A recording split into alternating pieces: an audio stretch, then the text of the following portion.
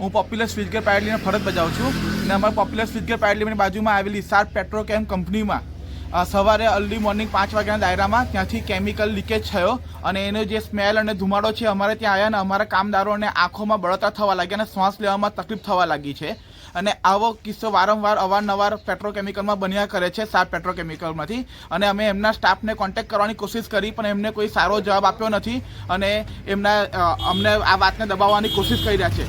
Sharp કંપનીના main gate પર તાળું મારેલું હોય છે પણ અંદર આવી રીતે કેમિકલનું કામ કરીને ચાલુ રાખીને અમને વારે ઘડી તકલીફ થઈ રહી છે।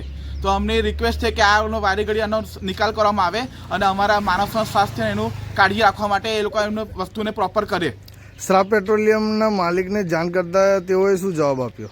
એમને ઉપર છેલ્લો જવાબ આપ્યો કે રાતે અમારો ઓપરેટર આવ્યો હતો ને એને કંઈ કર્યું છે ને જેના કારણે કશું નથી ને એવા ઉપર છેલ્લા જવાબ આપ્યા અને જે ડ્રમમાંથી ધુમાડો નીકળી રહ્યો હતો એના પર કોથળા અને માટી નાખીને એમને કેમિકલ દબાવવાની કોશિશ કરી છે। આપનું નામ? હાર્દિક કુશવાહા।